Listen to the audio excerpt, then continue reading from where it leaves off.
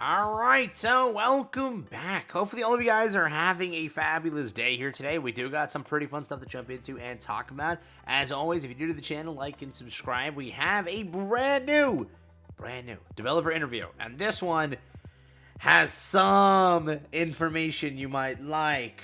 Wink, wink. Let's get into it. As always, thank you again for their support and everything. I do appreciate all of you. And yeah, let's hop over there. So basically speaking, this is an interview that has dropped. It's a gameplay or exclusive interview. Nikke, scenario team leader, talks about basically the story, right? And this is, again, the same person we've kind of had interviews from before. Again, the team lead. There's a lot of good stuff in here, and we're going to go through and kind of break it down and kind of see what they're cooking up here. But first, shout out to this person, again, who cooked this up as well.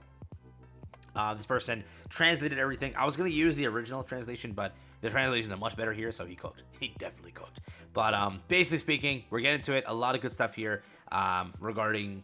You'll see. Let's start with a question. In true Nikke fashion, what character and background music are you using in your lobby screen right now? I've been using Modernia's second affection costume, Chad, 100%. But I tend to switch costumes as the new ones are released. Currently, it's Scarlet, Dark Flame, Lotus Bloom, and matching BGM is that one over there. So, basically speaking, he has great taste. That's it. The second anniversary event story, Old Tales, wrapped up amid incredible buzz. What are your thoughts on the players' reactions? Were there any particular memorable or surprising responses? I don't catch every single reaction, but I review a few recommended on my team members or by my team members. Many YouTube videos and streamer reactions stood out.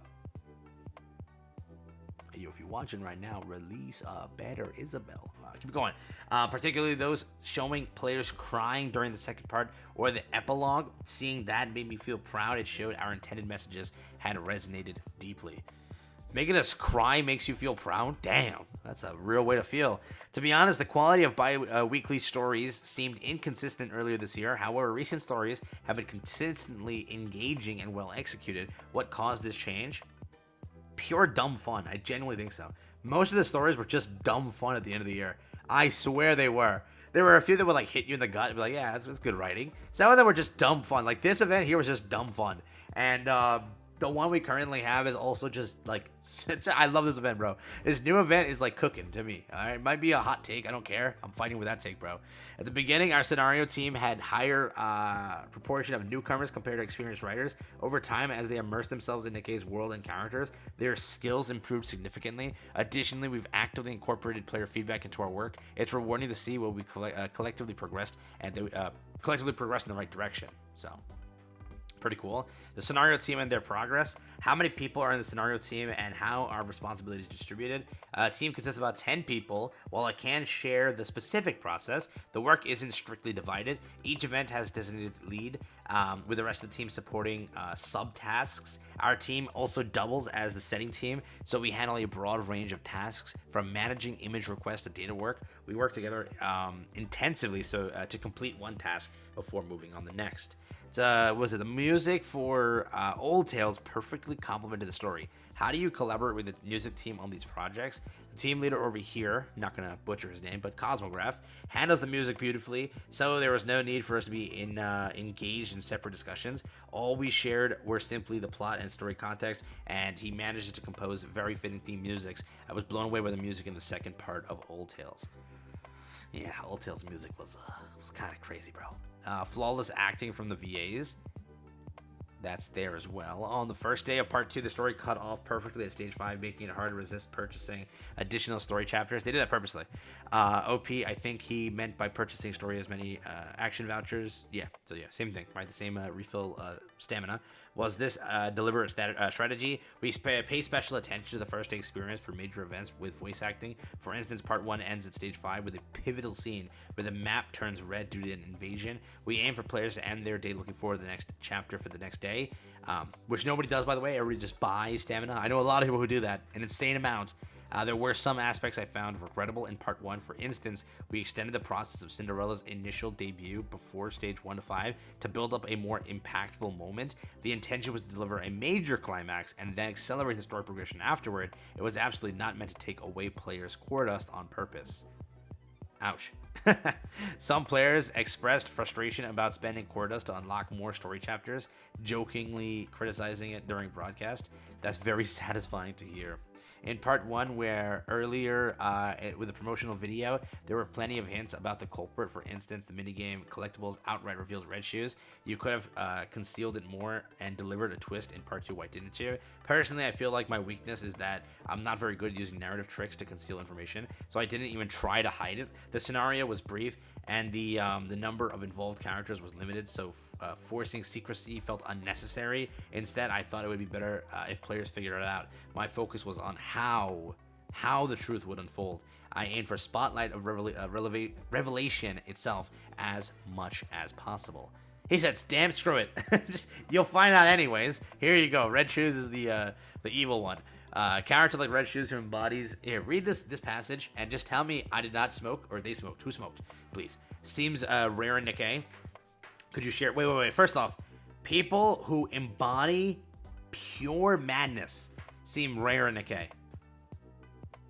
I'm pretty sure we have a lot with pure madness, okay? Could you share more details about how you conceptualize this character and develop their current style? While preparing Cinderella's story, we need to explore the concept of erosion in intricate detail. I decided that Red Shoes would be a perfect character to embody this theme from its very root. We needed someone to take on the role of absolute evil, a completely merciless and utterly villainous figure with no room for sympathy. This character also needed to leave an enormous and lasting impact on the world. So reading that segment, how could people still hype up Red Shoes as a character? Do you know how many people in my comment section still want Red Shoes? Like, regardless of the fact she just tore apart the entire squad, like, ruined everything. Who's high? Am I high? I get it, like, there's reasons to want Red Shoes, but the amount of people that want Red Shoes is concerning.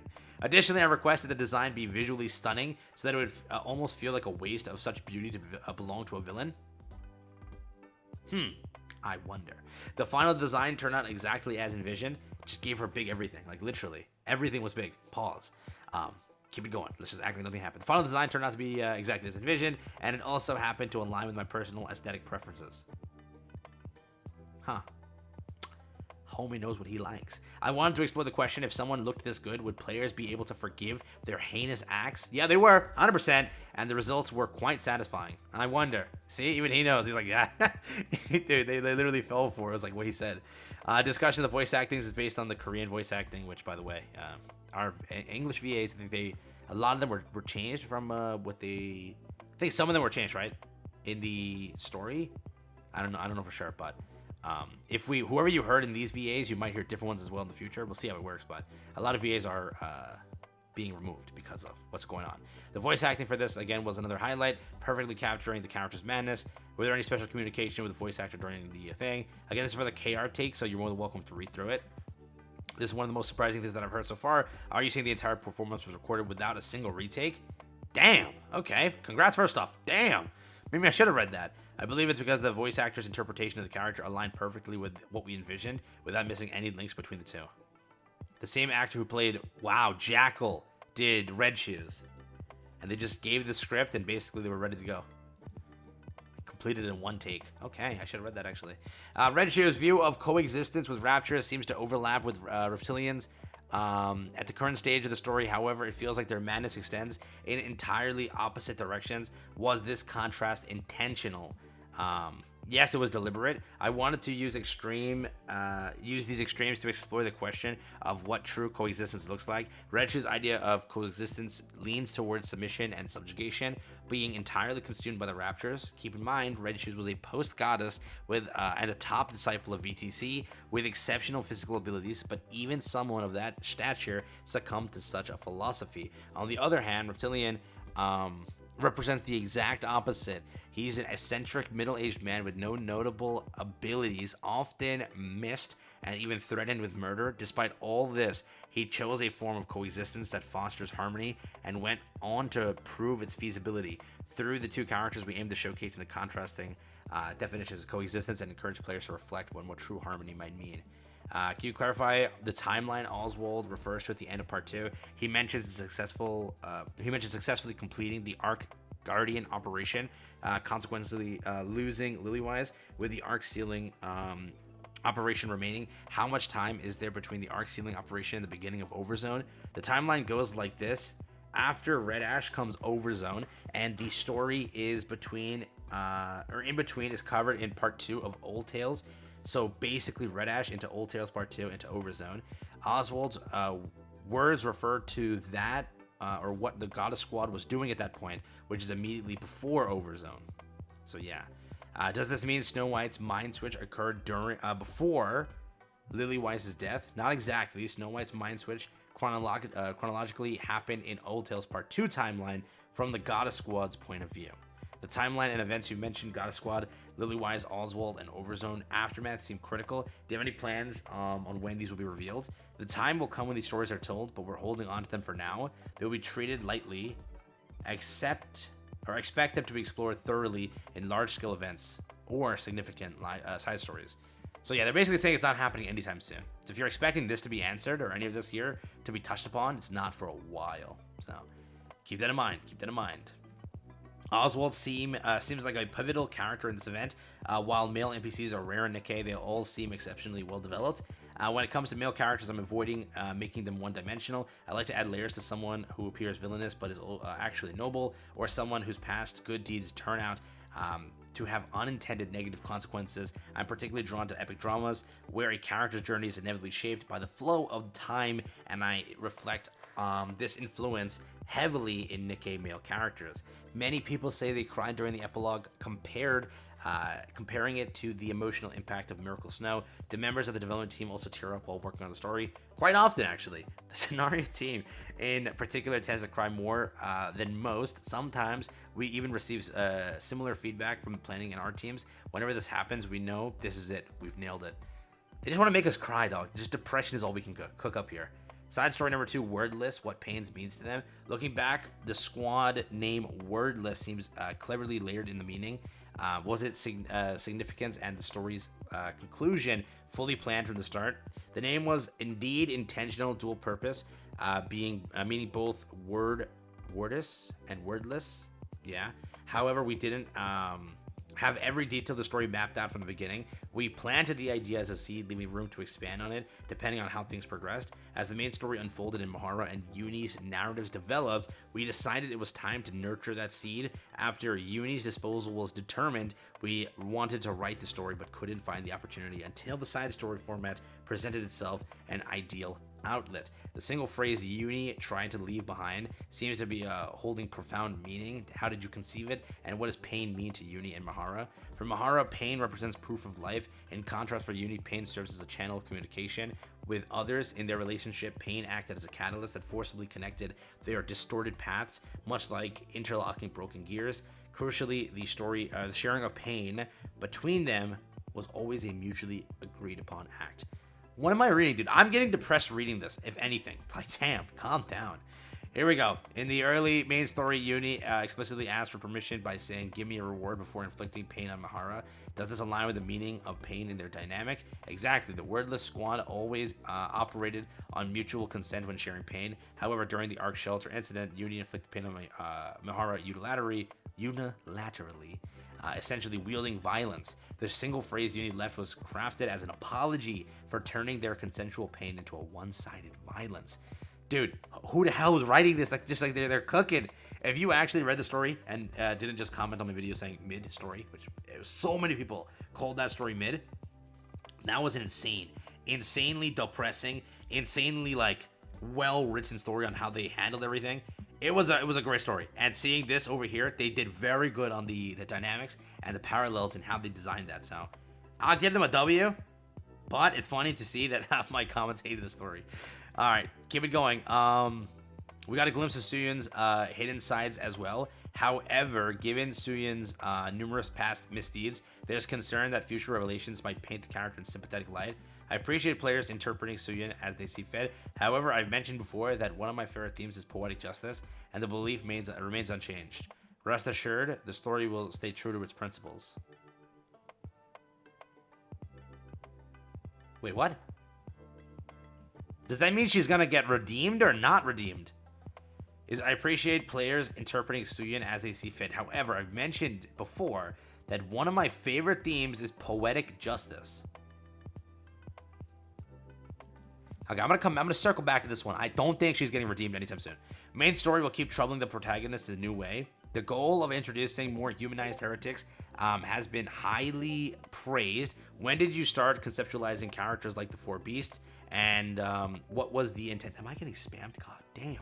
I wanted to create a heretic who could banter with the protagonist. Previously, heretics were always adversaries that the protagonist simply had to fight, making the relationship one-sided. I aim to create an antagonist with depth, someone who has their own circumstances and could grow through interaction with the protagonist. This resulted in a structure where both sides influence and develop each other.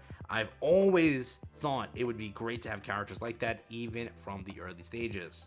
So yeah, I don't know if you know this already, this character is extremely popular, like extremely popular. This over here, so just keep that in mind. Nikke includes many basically paying homage to, following Red Ash, all this stuff over here. Chapter 34 Climax was reminiscent of Gurren Lagann, where, I don't know how to pronounce it properly, cook me in the comments, but it's something like that. Are there shared themes, and are there other works that inspire the story? Again, same IP, Gurren Lagann, however you say it. Sometimes I say it right, sometimes I butcher it. Depicts the acceptance of loved one's death and moving forward beautifully.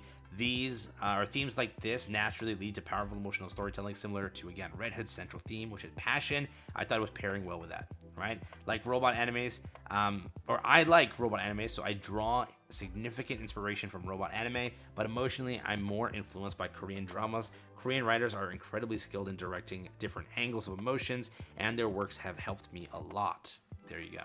So, keep it going. We're getting to the good stuff now. We had a lot of good stuff, but some really good stuff here. So, the 3D action-packed animation for RAPI scene was a brilliant choice. How did that idea come about? It began as a suggestion from Level Infinite. We frequently exchange ideas, and they proposed using 3D for the action-heavy scenes. We thought it was a great idea, so we went ahead with it. Although RAPI and Red Hood's story reached a conclusion, some mysteries remain. Why were their bodies fused into one, and why did Red Hood's consciousness command the Ark's destruction? Will these questions be addressed from other character perspectives? And here you go. This is the thing you wanted. These mysteries will be revealed or resolved soon. While I can't reveal from whose perspective, you can expect answers in the near future. I want you to know, when they were announcing Cinderella, okay, when we were doing those interviews before Cinderella, they said 99 times they're gonna expand on where Cinderella is, what's happening to Cinderella, and what her entire past is like. And that's what they did. Now here, they're doing the same thing. Like, they're telling you it's happening very soon. Your mysteries will be solved. Again, I wouldn't be shocked here. I do think that it's just RAPI now for New Year's. They went on this entire press release thing. They've been doing how many interviews saying that the counters are getting revamped real soon. They did this over here. The freaking banners being set up in Korea. Everything is adding up that it is RAPI. And that would be like the coolest thing ever. And finally, she got a little bit of love here. But let me know what you think, right? I am very curious here. I would say doing it now is like the best time. Because remember, 2 years from now, they'll do another RAPI. I wouldn't be shocked, right? And doing it as early as possible gaps how much time between how many RAPIs you can release. You can release another RAPI in 2 years when she gets another upgrade, which she will, which all of them will, and release them then, and I'll be okay to summon again. I will, bro. You summoned for Red Hood, and now you're summoning for RAPI. Technically speaking, you did get RAPI, so think about that logically, but they keep on saying that these mysteries and these things will be solved for RAPI real soon. Like they already told you, we're not doing anything with Lillywise, we're not touching that story, that thing's dead for a while. Don't ask for it. But here, real soon, near future. So just remember that. Among the Nikkes who have returned from corruption, two with Vapis over there. I don't say that. Characters like Marion and Cinderella still have red eyes, while Meta's squad's eye colors have reverted. Does that depend on whether they become heretics? It's less about whether they become heretics and more about whether the erosion was completely cured or not. These are separate concepts which I can't fully explain at this time. Again, doesn't ever say like coming soon, but with RAPI, near future. Chapters 27 to 30 were considerably lengthy build-up sections, while the following 4 chapters delivered huge impact. After such a climax, will the arc segment take on a slower tempo? That's great. Tempo. I think it's inevitable for the tension to drop somewhat at the beginning of a new segment. If we artificially create dramatic events just to maintain momentum, it risks losing credibility in terms of storytelling. That said, we're being cautious not to let the pace drag and are striving to avoid frustrating developments. As a writer, reaching a climactic point can sometimes make the next section feel daunting, but we have prepared thoroughly. And then again, this over here. Liverin was receiving or has received particularly strong negative reactions from players. Could this be because of her personality and backstory feeling too uncomfortably realistic? Was this response intentional? Yes, the reaction is intentional. The goal was to create a character who feels realistic, like someone you could encounter in real life. However, Liverin won't remain as a character who only invokes discomfort. Oh, Liverin redemption arc confirmed. Comfort reminder, Liverin was a character who asked RAPI if the commander has a GF, and RAPI responded, he is married. W. Liverin's voice acting conveys this feeling strongly. Was there a specific direction given about dubbing process? I only gave the voice actor one instruction: make them as infuriating as possible. Laughs. Damn! Dude, they are evil sometimes.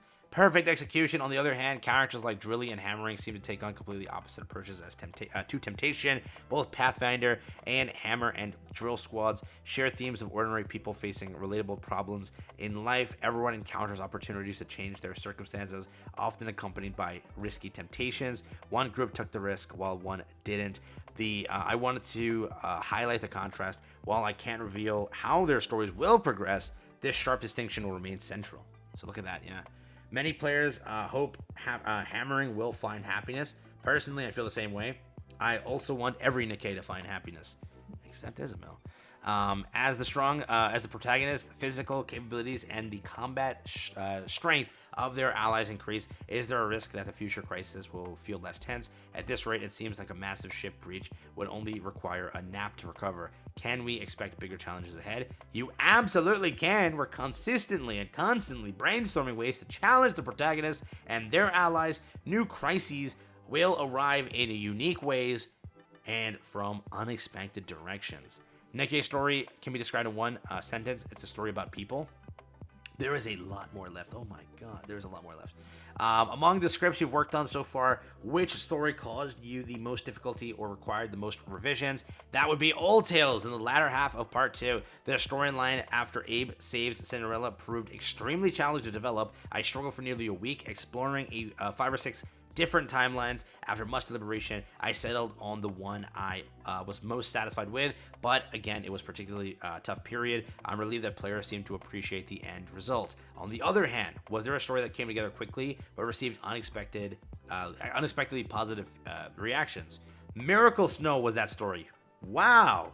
I wrote that entire script in just 2 days. Even now, it amazes me how quickly it came together. Originally, when I wrote the character episode for Anne, the purpose was simple: to highlight how brutal and unforgiving the Nikke universe can be. I wrote it with enthusiasm, but when I finally reviewed the finished episode, I found it heartbreakingly sad. This character seems so pitiable. Why write that, dude? It's pain. Till today, I remember the pain. I'm not reading the story ever again. That's why I resolved to give this character a chance of happiness someday. When Anne became part of the first winter event, I seized the opportunity to create a story that would bring joy to the character. Fueled by that determination, I completed Miracle Snow in record time. Damn. We realized many stories frequently incorporate memes, yet they're seamlessly integrated, often adding humor or impact without disrupting the flow. Does the team actively research memes? We don't formally research them, but team members explore different areas of interest as hobbies, which means our collective meme knowledge covers a wide spectrum. This allows us to insert memes appropriately. When someone feels a particular inclusion might be over the top, they speak up and we cut it back. The goal is to enhance the atmosphere slightly, not let memes take the center stage. It's a lot of good memes everywhere. Many players have requested a way to revisit subquests after reuniting with Reptilian in the main story. Are there any plans to accommodate this? Unfortunately, we have no plans at this time. Reptilian is one of the rare cases where a character transitioned from sub-story prominence to main story role. If more examples like this arise in the future, it could open up discussions for revisiting subquests. So there is that. A past interview with the director about their preference for happy endings sparked interest. What's your perspective on endings? I personally love bad endings. Many of the works I seek have such conclusions, and the preference is reflected in Nikke as well. However, as I write, I often ask myself, does the story really need to go this far? While I still prefer bad endings in my personal consumption, as a creator, I've come to realize that not every story needs to end in tragedy. What the hell is this, dude? Why is oh my god. While the story is frequently praised, some potential players are put off by other aspects of the game. How would you describe Nikke's story to them?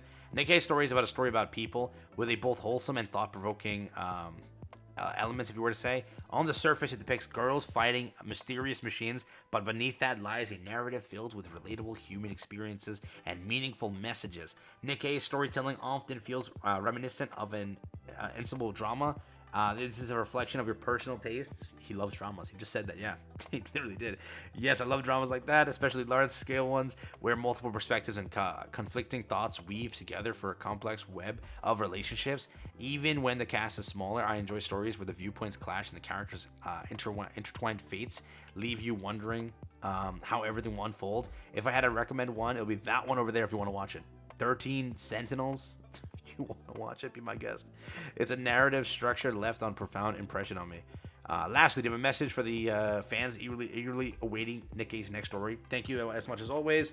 Sometimes the pressure to do better can feel overwhelming, but whenever I feel that weight, I revisit your positive reactions. Those moments give me the energy to get back up and work even harder. We have many great stories in store, so please look forward to it. So yeah, that's the entire thing there. Very crazy stuff. This is exactly what I was saying earlier, but damn. Oh no, sounds like there won't be a Syuen redemption art. That's not fair. Don't do this to me. Yikes. That's what I was saying. Yikes. Yikes. Thank God it sounds like we don't have to wait long for Red RAPI. Yeah. So New Year's RAPI? Oh my God. Yeah. So most likely this confirms like kind of New Year RAPI's coming soon. It also confirms that like Hammering and Drilly, they're going to like touch upon them real soon. Liverin also they're going to touch upon soon, where it's not going to always be she's a horrible person. Moving forward again, also the story, they're not going to tackle anything looks like previous stuff with Lily-wise and all that stuff. I think they're done with that for a bit. They also mentioned like right now for side stories, a lot of side stories are more so Pilgrim related in the future. But there is no conclusion or anything coming from this for a while as well. So that was confirmed there too. The story design and everything was kind of cool how they handled those things. A lot of good information altogether. I think it is worth, again, covering and showing to you if you care for how they operate things here and what that's been kind of going on. But yeah, that's the entire video. I usually don't make 27-minute videos, but I apologize on this one. But I hope you enjoyed it. And yeah, take care.